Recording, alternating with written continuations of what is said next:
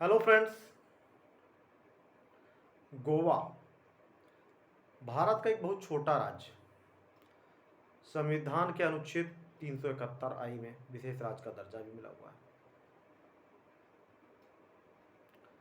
एक विधि व्यवस्था जो गोवा में लागू है वह पूरे देश के किसी अन्य राज्य में नहीं लागू है।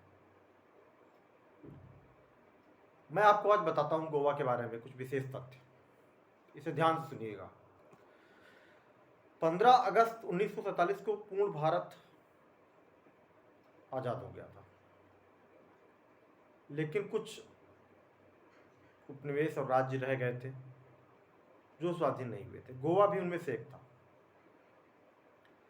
गोवा पुर्तगालियों के अधीन था और सन 1961 में पुर्तगालियों से गोवा को मुक्त कराया गया। पुर्तगाली तो चले गए, लेकिन उनका एक लॉ था।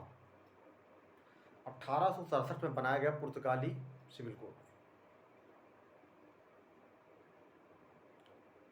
और पुर्तगाली सिविल कोड गोवा में लागू था। भारतीय संविधान के भाग 4 में राज्य के नीति निर्देशक तत्वों के विषय बताया गया है, directive principles of the state. और इसी भाग में है अनुच्छेद 44, जो कि समान नागरिक संहिता की बात करता है। यूनिफॉर्म सिविल कोड मतलब सभी नागरिकों के लिए एक समान विधिक व्यवस्था। हिंदू मैरिज एक्ट, मुस्लिम मैरिज एक्ट, आपने सुना होगा इनके बारे में। ये क्या है? हिंदू मैरिज एक्ट, मुस्लिम मैरिज एक्ट, ये पर्सनल लॉज है, मतलब व्यक्तिगत विधि है। हिंदू मैरिज एक्ट में सिख, जैन, बौद्ध, लिंगायत, हिंदू इन पर लागू होती है। मुस्लिम विधि मुस्लिम पर लागू होती है। और मान लीजिए उत्तराधिकार के मामले हैं, संपत्ति का कोई विवाद है, तलाक के मामले हैं, विवाह के संबंध, जो विवाह के रीति रिवाज हैं, साथ साथ आपने देखा होगा कि जो दत्तक ग्रहण है, इन पे अपने अलग अलग प्रावधान हैं और वो लागू होते हैं। तो ये क्या है? ये पर्सनल लॉज ऑफ पार्टीज हैं, मतलब किसी भी पक्षकार की व्यक्तिगत विधि है। गोवा में ऐसी व्यवस्था नहीं है। गोवा में यूनिफॉर्म सिविल कोड लागू है। भारतीय संविधान का अनुच्छेद 44 जो यूनिफॉर्म सिविल कोड की बात करता है, गोवा में लागू है। और ये गोवा में कब से लागू है? ये गोवा में 1867 की जो पुर्तगाली सिविल कोड थी, संहिता थी, तब से लागू है व्यवस्था। लेकिन जब 1961 में गोवा को मुक्त कराया गया, तो गोवा दमन एंड दीव एक्ट 1962 संसद ने विधि बनाकर इसको प्रभाव में लाया।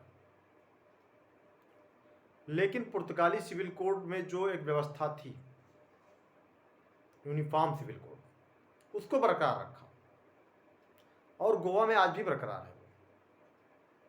है। यह विधि व्यवस्था गोवा को पूरे भारत के अन्य राज्यों से अलग बनाती है। वहाँ मुस्लिम विधि लागू नहीं है, हिंदू विधि लागू नहीं है। कोई मुस्लिम विवाह करता है और वहाँ अगर रजिस्ट्रेशन कराता है तो वह बहुविवाह नहीं कर सकता है, बाईगामी नहीं कर सकता है। मतलब अगर उसे रजिस्ट्रेशन करवाया तो एक ही विवाह कर सकता है, क्योंकि वहाँ यूनिफॉर्म सिविल कोड लागू है। सबके लिए एक समान व्यवस्था है। व्यक्तिगत विधि, पर्सनल लॉज का वहाँ वजूद नहीं है। हिंदू विधि, मुस्लिम विधि आपके पूरे रेस्ट ऑफ इंडिया में है, लेकिन गोवा में नहीं। यह व्यवस्था uniform civil code article 44 Goa को पूरे देश से अलग बनाती है। और शायद ये समय की अब मांग है कि शायद यह व्यवस्था पूरे देश में लागू होनी चाहिए। संपत्ति के उत्तराधिकार के मामले हों, संपत्ति का कोई विवाद हो, तलाक के मामले हों, सबके लिए एक समान व्यवस्था लागू है। गुजारा भत्ता है महिलाओं के लिए। संसद ने 3 तलाक का कानून पास किया। मुस्लिम महिलाओं को रक्षण देने के लिए, लेकिन गोवा में आवश्यकता नहीं है इसकी।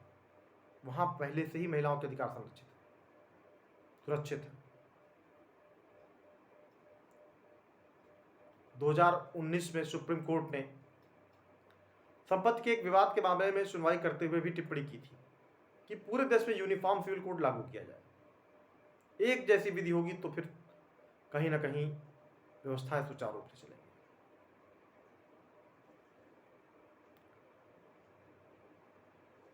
सन 1985 में मोहम्मद अहमद खां बनाम साहबानो बेगम के मामले में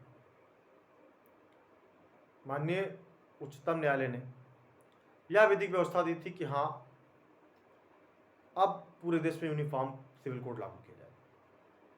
सबसे पहले उसी मामले में सुप्रीम कोर्ट ने टिप्पणी की थी, लेकिन उस समय फिर संसद में संशोधन अधिनियम लाया गया और मुस्लिमों को जो गुजारा भत्ता देने के लिए आदेश हुआ था कि मुस्लिम महिलाओं को भी गुजारा भत्ता मिले, उसमें संशोधन कर दिया गया। समय समय पर सुप्रीम कोर्ट ने कई बार टिप्पणियां की हैं इस तरह की कि हाँ, यूनिफॉर्म सिविल कोड लागू किया जाए, लेकिन शायद पक्षकारों के अपने अपने तर्क हैं कि हमारे धार्मिक अधिकार प्रभावित होंगे। लेकिन आपके धार्मिक अधिकार तो संविधान ने पहले ही संरक्षित करके रखा हुआ है। अनुच्छेद 25 में आपको धार्मिक स्वतंत्रता के लिए पूरी तरह से व्यवस्था दी हुई है। उसके बावजूद भी पक्षकारों के अपने अपने तर्क हैं, इस पर विरोध प्रदर्शन भी होता है। लेकिन गोवा इसीलिए अपने आप को एक अलग राज्य शासित बताता है कि हाँ, एक अलग व्यवस्था है पूरे देश में। वहाँ मान लीजिए संपत्ति का कोई मामला है तो माता पिता को भी अपने पुत्र को या पुत्री को संपत्ति में हिस्सा देना पड़ेगा। ऐसा नहीं कि पूरी संपत्ति आप स्वयं रख सकते हैं। बहु विवाह की प्रथा नहीं है। अगर मुस्लिम भी कोई है और रजिस्ट्रेशन उसने करा लिया तो बहु विवाह नहीं कर सकता है। अदरवाइज वो भी 494 में IPC के सेक्शन 494 में बाईगामी का अभियोग उसके ऊपर लाया जा सकता है। यह व्यवस्था अलग बनाती है गोवा को। तो फ्रेंड्स, बस मेरा आज के इस वीडियो में यही कहना था। क्या यूनिफॉर्म सिविल कोड, हम जाने इसको क्या है और इस पर सबको विचार करना चाहिए बुद्धिजीवियों को, किसके क्या फ़ायदे हो सकते हैं। तो अगर आपको वीडियो पसंद आया तो वीडियो को लाइक करें। आप कुछ स्पेशल जानना चाहते हो तो कमेंट करें, कमेंट करके मुझे बताएं और चैनल को सब्सक्राइब करें ताकि आगे भी आपको ऐसे वीडियोस देखने को मिलते रहें। Thank you.